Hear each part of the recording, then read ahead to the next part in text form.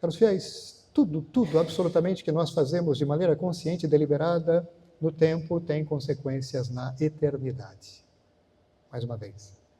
Tudo o que nós fazemos no tempo da nossa peregrinação sobre a terra, de maneira consciente e deliberada, tem consequências no tempo, durante este período curto, breve de peregrinação nossa sobre a terra, e também consequências na eternidade. Portanto, agradecemos a Deus cada instante, cada fração de tempo que Ele nos concede, porque sim, o tempo é um dom bem precioso. E juntamente com o tempo, as condições para bem viver e fazer as boas escolhas para que nós aproveitemos bem cada instante. Se é bem verdade que nós seremos julgados por cada mínima palavra, pensem sobre isso. Nós seremos julgados por cada mínima palavra, seremos também julgados pela maneira como teremos utilizado cada fração de tempo. Não é para aterrorizar ninguém, é simplesmente para dar noção da grandeza do dom de Deus e chamar a nossa responsabilidade em causa. De fato, tudo que fazemos no tempo e na eternidade tem consequência no tempo e na eternidade. Portanto, sejamos, claro, responsáveis e utilizemos tudo aquilo que Deus colocou à nossa disposição e que temos a obrigação de bem administrar, sendo a propriedade dele entregue a nós, como já consideramos aqui, inclusive. Mas por que eu digo tudo isso? Porque uma das melhores maneiras de aplicar o tempo, de empregar o tempo, é viver a caridade. Eu sei que eu falei sobre este tema bem recentemente, mas eu sei também que eu dei um enfoque todo especial ao amor destinado a Deus. Na verdade, o amor de caridade, ele começa por aí. Não existe autêntico amor de caridade sem que ele comece por Deus. Deixa eu só lembrar uma coisa importante, depois eu volto ao ponto inicial. O que é mesmo a caridade enquanto atitude? Depois eu falo do dom sobrenatural. Na verdade, relembra para nós. O que é o dom da caridade enquanto atitude? Lembrando que a caridade tem três destinatários: Deus, eu mesmo e o próximo. Porque é bem verdade que por conta deste dom maravilhoso de amor, eu devo amar a Deus sobre todas as coisas e o próximo como a mim mesmo. Amo o próximo como devo amar-me a mim mesmo. São três os destinatários da caridade: Deus, o próximo e eu mesmo. Eu, falando da caridade recentemente, dei um enfoque sobretudo no amor orientado para Deus. Deixa eu agora falar sobre o amor ao próximo. Ora, o que significa o amor ao próximo segundo a caridade? Amor de caridade como atitude, tendo o próximo como destinatário desse amor. Significa buscar, é claro, o bem real, o bem verdadeiro, de maneira autêntica. Buscar o bem de maneira autêntica significa amar o próximo segundo Deus. Tem muitas pessoas que dizem assim: eu amo o próximo. Mas quando você vai aprofundar a questão, você percebe que a pessoa pretende ajudar o próximo fazendo algo que ofende a Deus. Eu estou ajudando essa pessoa, mas no final das contas, seja como finalidade, ou seja como meio, ou uma das duas, a pessoa está ofendendo a Deus. Falei, não, isso não é amar o próximo. Amor de caridade com relação ao próximo significa amar o próximo por causa de Deus, em conformidade com Deus, de acordo com Deus, em harmonia com Deus, em harmonia com a sua palavra, com a sua vontade. Isso é amor de caridade. Se alguém pretende ajudar o próximo, por exemplo, desrespeitando o mandamento de Deus, praticando algo que é claramente um pecado, então não merece o nome de amor, não. Pode ser um gesto fruto de uma grande excitação, de uma grande exaltação, de um grande delírio, que pretende ajudar, mas na verdade está fazendo um grande mal. Porque se a pessoa busca fazer o bem através de um pecado, não é exatamente o bem que nós estamos produzindo aí. O bem. Entendem? Lembrando aquela máxima da moral, não nos é permitido fazer o mal, algo mal em si, para tirar disso um bem. Não, o fim não justifica os meios. O fim não justifica os meios. Contrariamente daquilo que a gente tem ouvido tanto. Mas, enfim. Então, se a caridade com relação a Deus como atitude significa buscar com todas as forças, com toda a inteligência, com toda a nossa capacidade, com todo o seu auxílio, amá-lo sobre todas as coisas. Ora, amar o próximo significa, repito, renunciar à busca do mal, ao desejo de vingança, e ao contrário, só buscar o bem autêntico, amá-lo segundo Deus, segundo a vontade de Deus, segundo o mandamento de Deus. Isso é o amor de caridade. Um amor ao próximo que prescinda de Deus, amor ao próximo que prescinde do mandamento de Deus, não é caridade. Pode ser alguma tentativa de filantropia, como eu disse recentemente, mas caridade não é.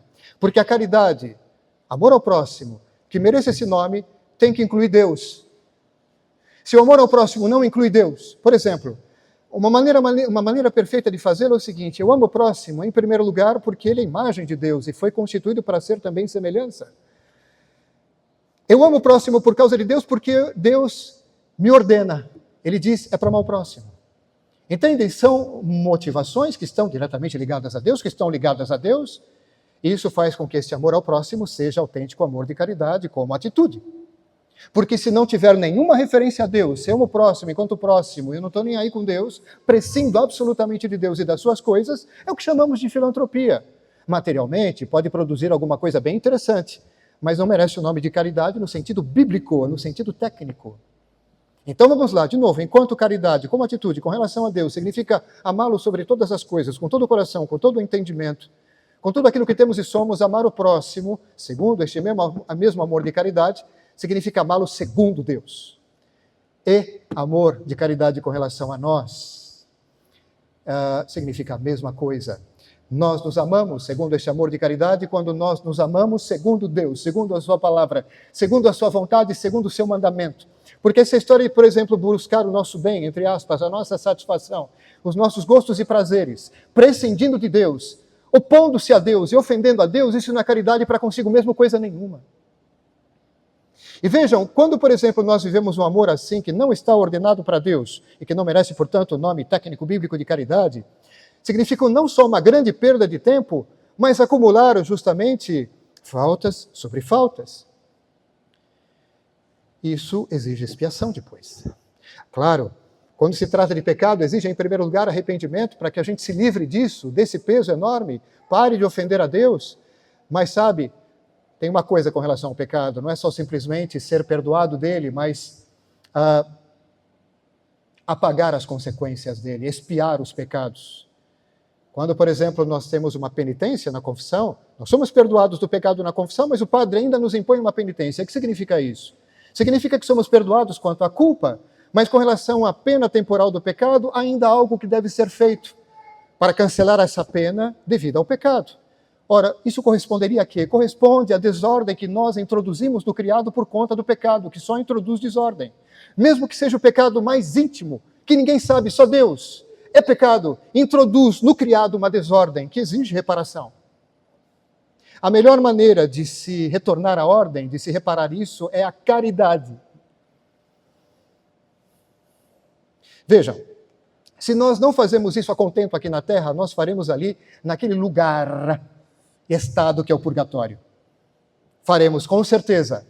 E ele será tanto mais prolongado e tanto mais exigente, quanto mais houver coisas para expiar. O que não tivermos expiado suficientemente aqui, será expiado lá, com certeza. Isso se tivermos a felicidade de morrer na graça de Deus, na amizade com Deus, o que é a segurança da salvação.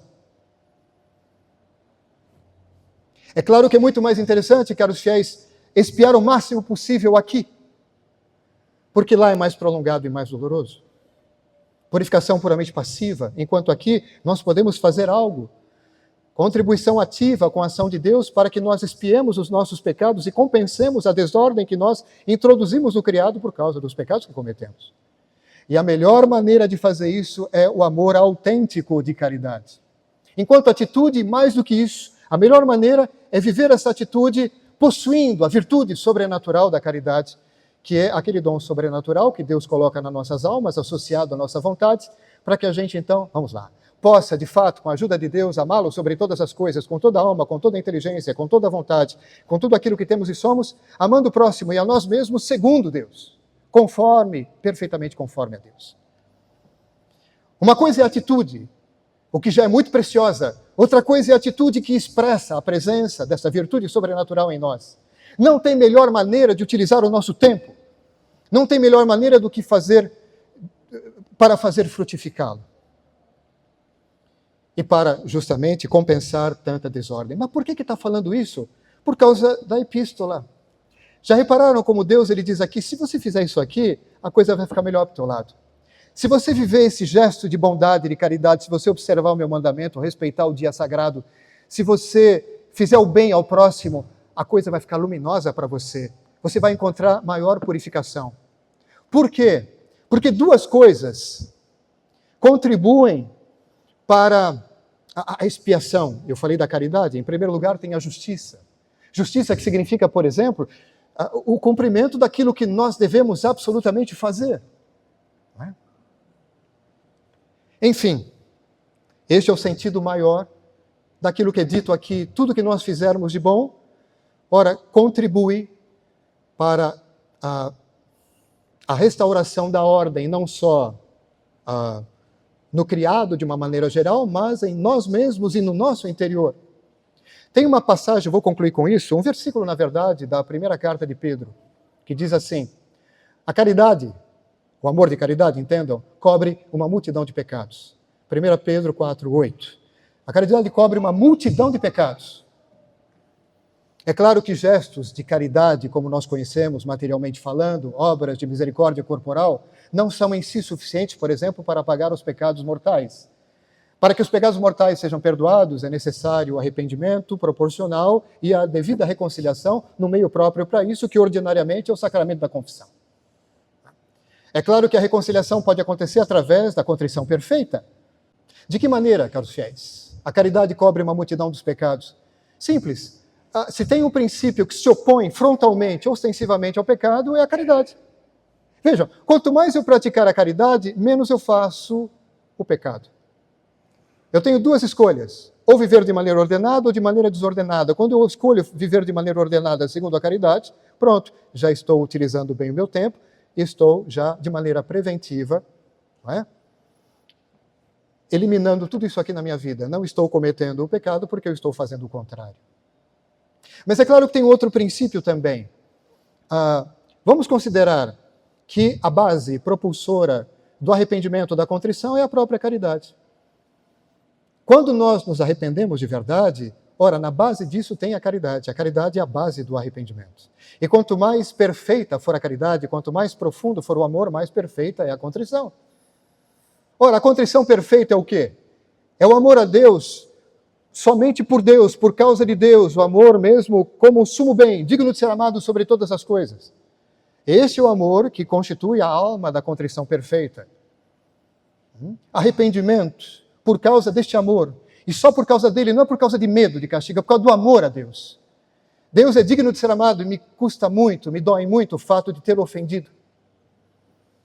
Isso é sincero.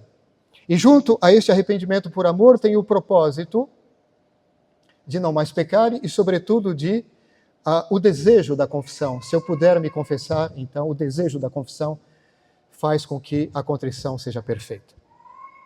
De qualquer maneira, caros fiéis, seja uma contrição perfeita ou imperfeita, na base dela nós temos a caridade.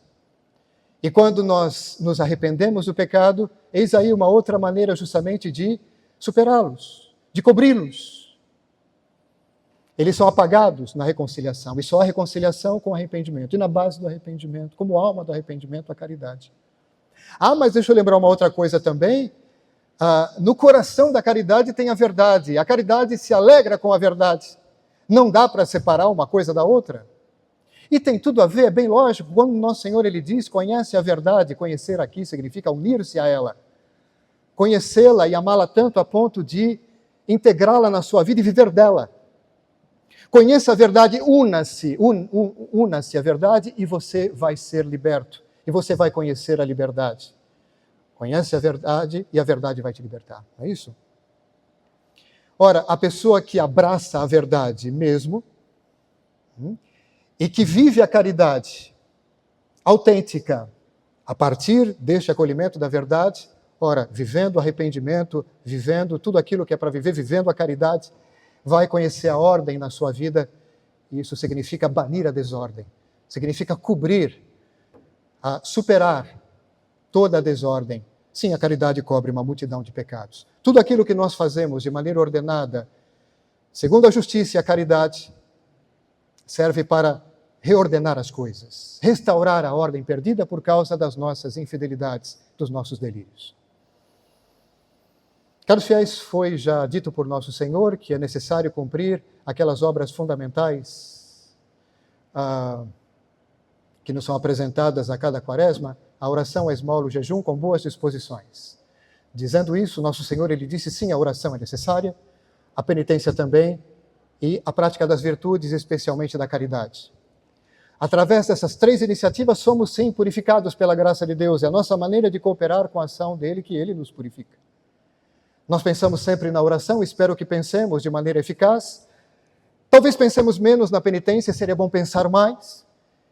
E acho que ainda não pensamos suficientemente nas boas obras que podemos realizar para compensar tantos estragos que nós cometemos. Para restaurar tanta coisa, ou permitir que Deus o faça com a nossa cooperação. Que assim seja, caros fiéis, com a ajuda de Nossa Senhora do Rosário. Amém. Louvado seja nosso Senhor Jesus Cristo. Em nome do Pai, do Filho e do Espírito Santo.